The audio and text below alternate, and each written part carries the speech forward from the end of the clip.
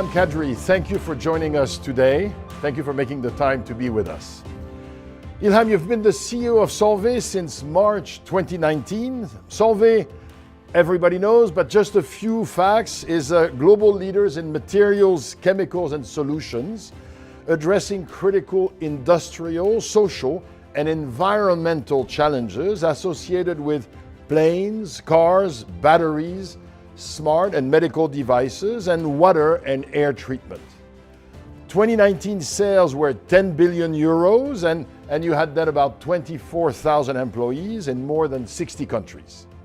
So I will start with two COVID-related questions, and then I'll move to a few Solvay-related questions, and I'll end with a personal one. 2020 was an incredibly challenging year, and so it's difficult not to begin by referring to this COVID-19 pandemic. Of course, the word VUCA, volatile, uncertain, complex, and ambiguous, is one of the new watchwords for CEOs. So I have two questions for you in this respect. One, what is your advice to executives on how to cope in these very volatile and uncertain times? And two, and maybe on a more positive side, have there been unexpected positives for you in this crisis? Yeah, Happy New Year, Jean-François, and thank you for having me. Well, listen, I'm a generation of leaders who have experienced 08 or 09, 9/11, and in fact, some sanitary crises like SARS, Ebola type of epidemic. But in fact, if I think about it, it was the first time that an external event triggered the combination of risks which were previously considered as independent. Health and safety, discontinuity of supply, drop in sales and your top line, treasury gaps, decline in stock price and markets.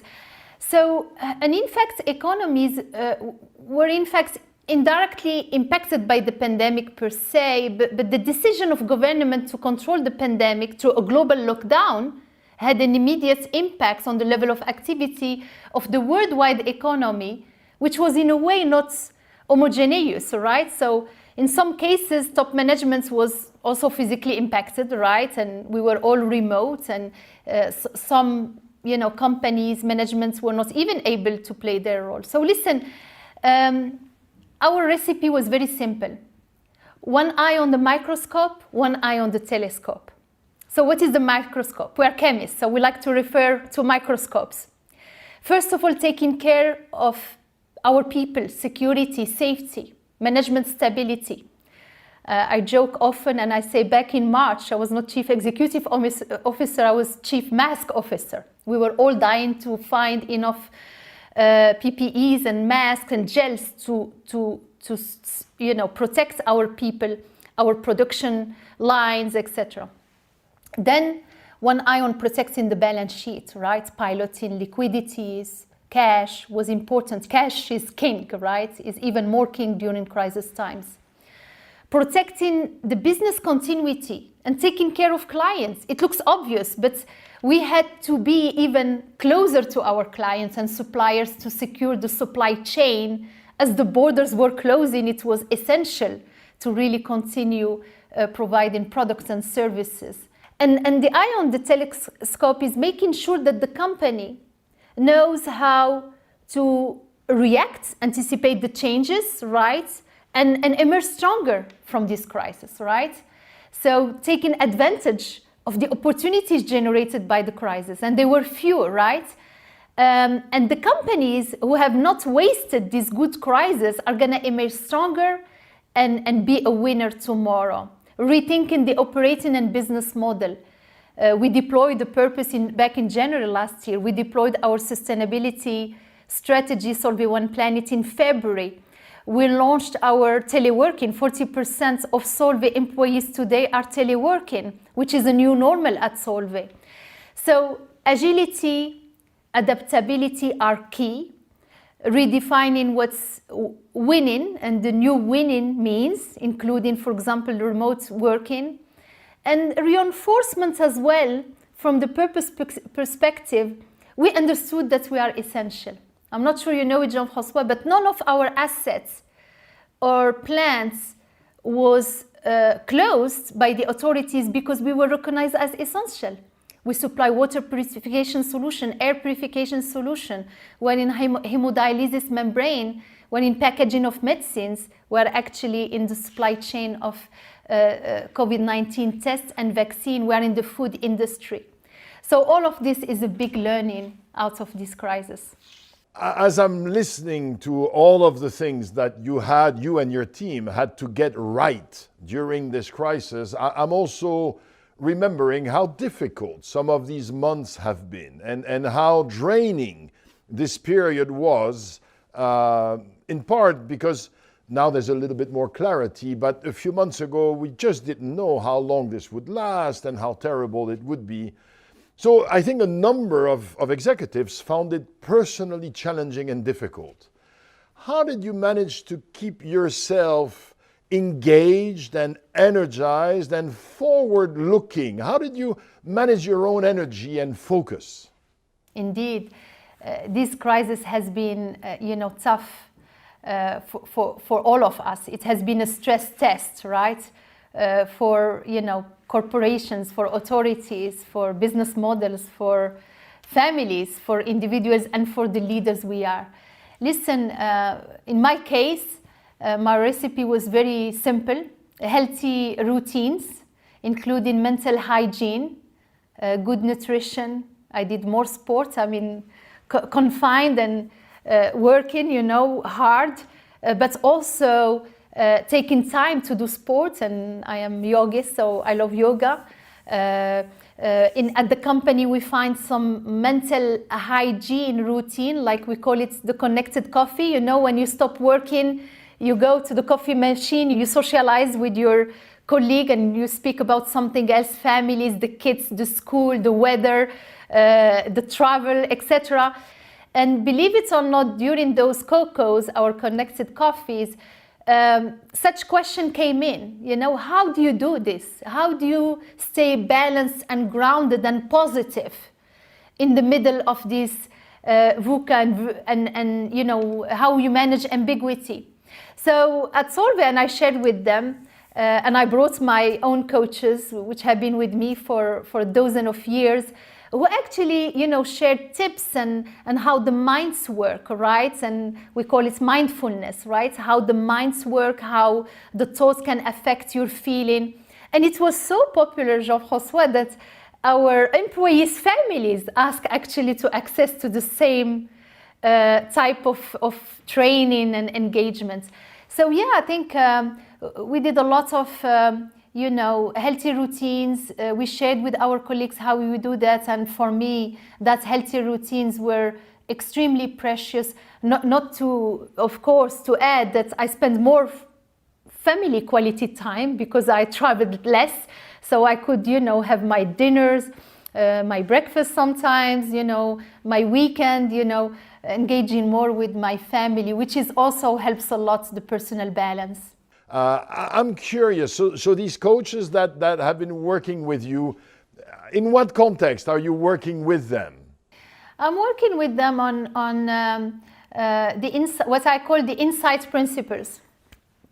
How you live your life inside out, right? How you find the energy, the wisdom, right, to stay balanced and grounded.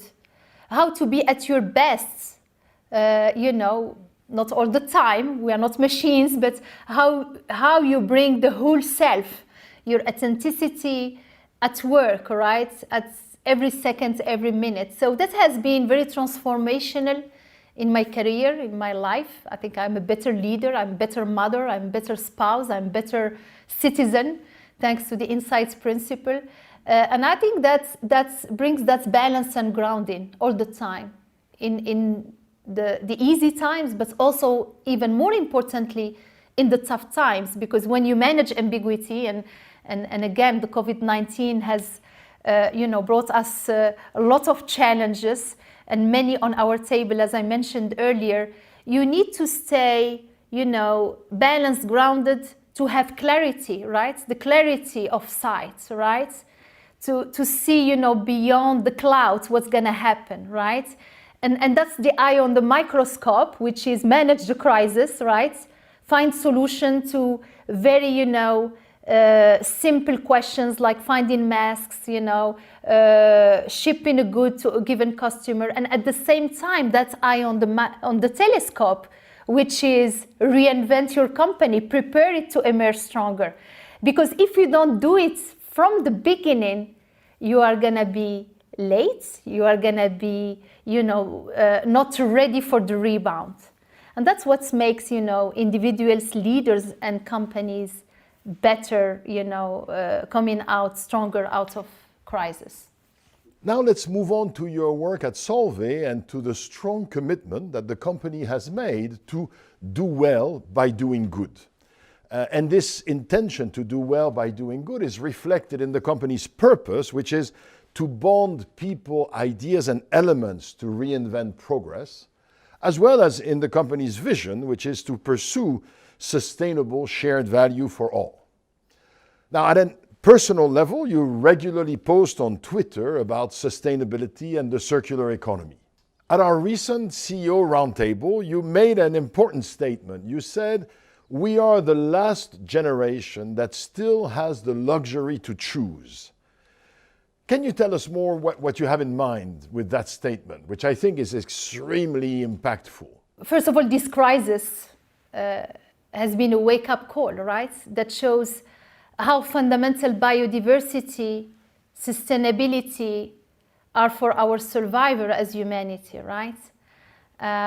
We could take, hygiene and cleaning for granted, right? And now we are doing the basic things, which is cleaning your hands and protecting yourself, right? And the global context is alarming. I mean, the global warming reaches 1 degree C above pre-industrial, the warmest in more than 11,000 years. And the number of climatic disasters, be it hurricane, floods, and the cost of damage are increasing rapidly, right, for humanity, for industry. See, in 2020, the Earth Overshoot Day fell on August 22nd. It was just 3 weeks later than the Earth Overshoot Day in 2019. What is the Earth Overshoot Day? It's the day of the year where humanity has used up all of the capacity of our planet's ecosystem for that year. Can you believe it? So, we all know that we need to do more. We have only one planet. And that's why, frankly, for me personally, this is a personal conviction. I grew up in Morocco and I was raised to not waste any precious resources. Sustainability started at home. There is this personal conviction about being greedy with natural resources and the duty, responsibility to leave a planet full of its resources to our children, to allow them to live fully their own life at its full potential. Now, Solvay in particular has a comprehensive approach to these questions that you call actually One Planet. And it's based on 3 pillars: climate, resources, and better life. Tell us a bit more about One Planet and the approach that it includes.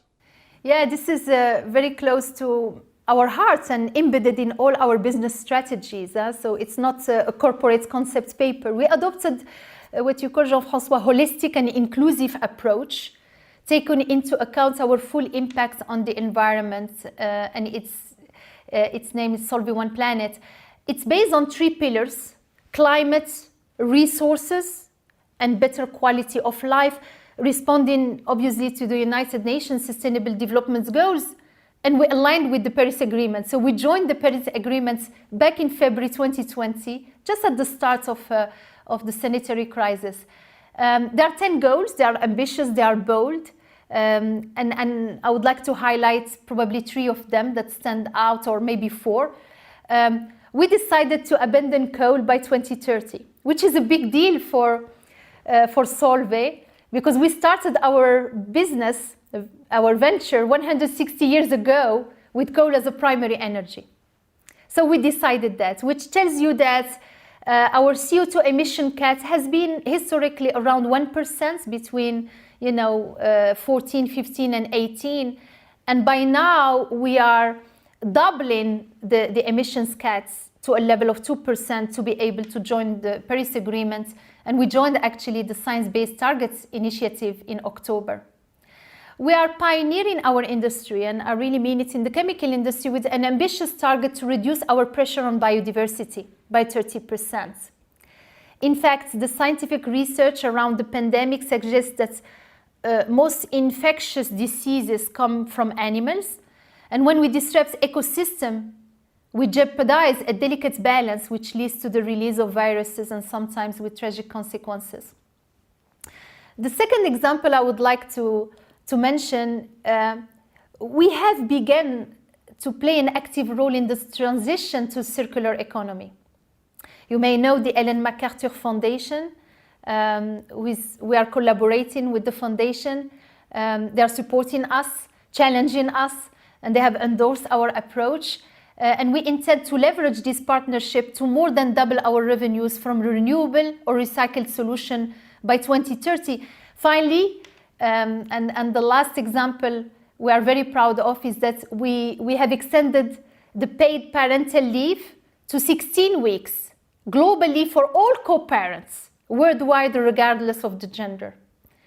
And this is important to us because the responsibility of a CEO and the management team is to leave a legacy and a better company than the one we inherited.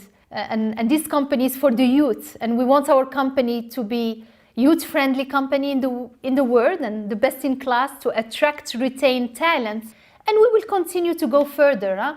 We raised the bar, including, as I said, the adoption of the science-based targets we announced in October, which means that now, beyond considering the emissions from our own factories, the so-called Scope 1 and emissions related to the energy we purchase, Scope 2, the new targets are also emissions in the value chain connected to Solvay's activities and our impact on our customers. And these emissions, Scope 3, are now embedded in goods and services purchased and emission taking place during the processing, use, and end of life of our products sold.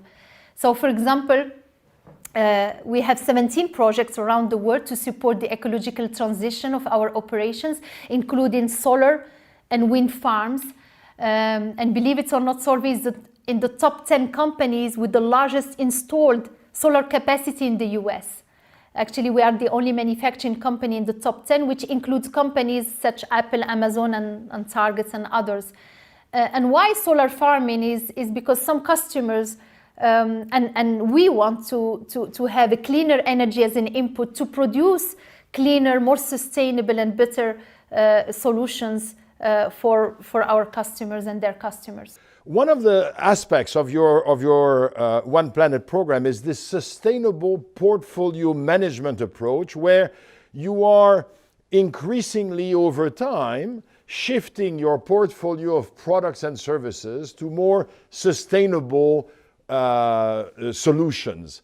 Tell us how this sustainable portfolio management system works and the impact it has started to have already on your portfolio of products and services. Yeah, the SPM has been around since I think 2004, and in a nutshell, we became one of the first companies to develop a methodology to in fact holistically analyze the potential environment impacts of our products and application. So it's very simple. The team created, Jean-François, a 2x2, two-dimensional matrix, which we call the heat map. And in fact, it analyzes the sustainability-related risks and opportunities of a product in a specific business application. The idea behind it is brilliant, is that decision makers within the organization could use the outputs to make a more informed decision about the future portfolio choices of Solvay. So you can decide what to acquire, what to divest, you can decide which innovation, and actually you stress test your own business, right? And you challenge your organization, your business presidents, right? Are they going and are they really challenging their current business towards better sustainability, right? And that's what we call the sustainable portfolio management tool. Since then, it has been well recognized, including by Harvard Business School, as they published an extensive case study in February 2020 on how it was developed and continues to be applied at Solvay. It's a systematic approach for all businesses, right? Without any exception. We perform these 360-degree assessments of existing products and future spending, all right? And we review the portfolio assessments every year. So a sustainable solution in SPM is a product in a given application which brings a higher social and environmental contribution to our customer performance, and at the same time demonstrates a lower environmental impact in its production phase. So this is it. It's designed to boost the business performance and deliver higher growth by letting decision makers again know how they contribute to sustainability, considering the manufacturing environment footprints, its correlated risk and opportunities. This is the vertical axis. It is quantitative. It has 19 different indicators. And then how in the applications they bring benefits or face challenges from the market's perspective. And that's the horizontal axis with qualitative assessments. And there are different questions on social, environmental topics. And when we go downstream on product use until the end of the life, we measure the carbon emissions systematically through the life cycle analysis. This is our scope 3.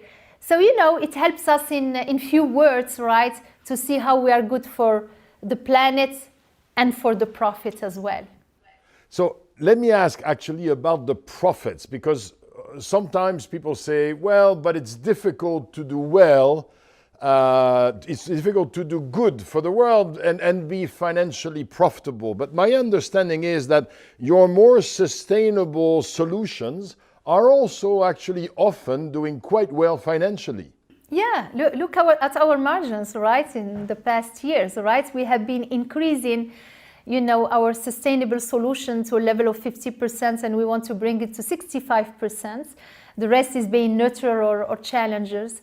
And actually, our EBITDA margin have been sustained or increasing, right, year on year. So, and the best example is a recent example where we launched some new innovation during the crisis, a product called Actizone, which is a rapid germ kill to protect consumers from harmful bacteria and viruses, including coronavirus. It provides the only one in the world which provides 24-hour surface protection to continuously kill 99.9% of the bacteria of a range of surfaces. It's cannibalizing some of the existing technology we have, but definitely at a higher margin. I think when I hear, you have to be green and biotech and it may not be profitable, it's not sustainable in our book. We believe you have to do both. You have to make it profitable and you have to make it sustainable and more environmental friendly. Ilham, at a personal level, you were recently named as one of Fortune's magazine most powerful women in business, and you've also spoken often about the need for business to contribute to a more inclusive and diverse environment. How do you think about this diversity and inclusion challenge in Solvay? By the way, a science-based company, right, which is part of an industry that's often criticized on these fronts, but not only diversity in Solvay, but also in wider society. Yeah, it's a great question. It's a big question. I often, with all respect to egos, I call ourselves we are still anecdotes. But if my story inspires more women to pursue a career in chemistry, science, and technology, then I'm more than happy. Unfortunately, things are changing. And at Solvay, and wherever I had the chance and the honor to lead the company, we commit to achieve gender parity in our mid and senior managements by 2035, and equality rights as well. Yeah, science, technology, engineering, and math or STEM education needs diversity. The future of the world, the future of innovation depends on it. That's why we at Solvay put a particular emphasis on supporting women in STEM, and why we are devoted our Solvay Citizen Day to education in 2020. We did it virtually in October. But more importantly than having slogan, Jean-François, and having hard numbers to target, I think it's important to build a pipeline of future talents from both genders, right? So the pipeline is even more critical than having women today at the top. To ensure that when we leave, we have, more than 1% of candidates eligible to the top job being women. And we need to ensure that diversity has a chance from the start. For me, good leadership is like in chemical reaction. Leaders, both men and women, can be catalysts for change. It's not only about having a vision, right? You need to have a vision, you need to be a conductor, you need to manage crises like COVID-19, but leaders also need to have the empathy for truly being inclusive and have that inclusive, diverse organization. Because inclusion, and at Solvay we put the I before the D. If you are not inclusive and you don't listen to the diversity, why having it at all, right? The rest is well documented. I'm sure you have, all the data. The diverse companies perform well economically.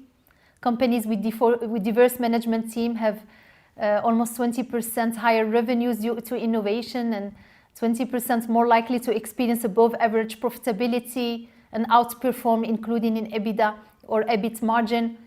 So the question of diversity and inclusion isn't how you as part of the main group can include others like minorities, but find what makes you stand out, what makes you unique.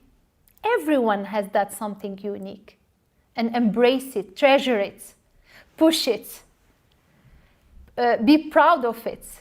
And we as leaders, we need to build that inclusive environment to allow everyone to bring the whole self at work and be at best, because that something is precisely what makes you an asset for any company, for any government, for any institution. And of course, that also comes back to some of the measures that you've implemented, for example, in terms of parental leave for both genders and so on. Let me conclude, Ilham, with a personal question. When I listen to you today and I read some of your positions in a number of articles, you come across so much as incredibly confident, self-assured, and as the finished product. Were you always like this, or maybe give us hope? Tell us that if you compare Ilham Kadri of 2021 to maybe Ilham Kadri of 2001, are there some differences? Are there things that you worked on consciously? Of course. The finished product doesn't exist, Jean-François. The way I live my life is, it's a human journey. And it's an endless learning and relearning. It's an African proverb, and I grew up in Africa. By the way, we put it at our best behavior core competencies inside Solvay. The ability to unlearn and relearn for leaders, including in digitalization arena, and I'm not a digital native, right? For example.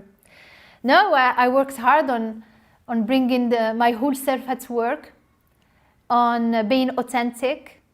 And vulnerability, by the way, in leadership is a strength, is not a weakness. We ask our people, help us, help me, help the leadership team.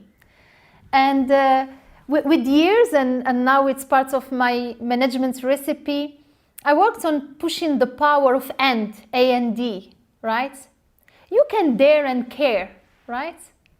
You can take, tough decisions. You can make hard choices, because if not, you are not leading, a company or a group, certainly in period of deep crisis like this one.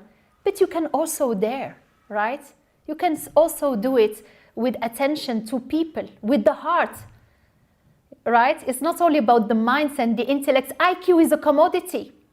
We need more EQ. We need more empathy. We need more positive attitude, right?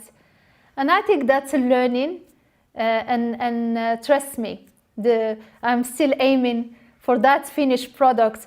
But in a way, I am more interested by the journey rather than the destination. And when the journey is brilliant, is great, with your people, with our teams. By the way, I practice reverse mentoring, youth who are mentoring me these days. You know, more the journey is bright, more the destination is bright. And you may have more than one destination, and dream big. Thank you so very much for your time, for your insights, and for your candor. Best wishes to you and to your teams as 2021 gets started, and as you said, with hopefully some hope on the horizon. Thank you again, Ilham. Thank you very much, Jean-François, and best wishes.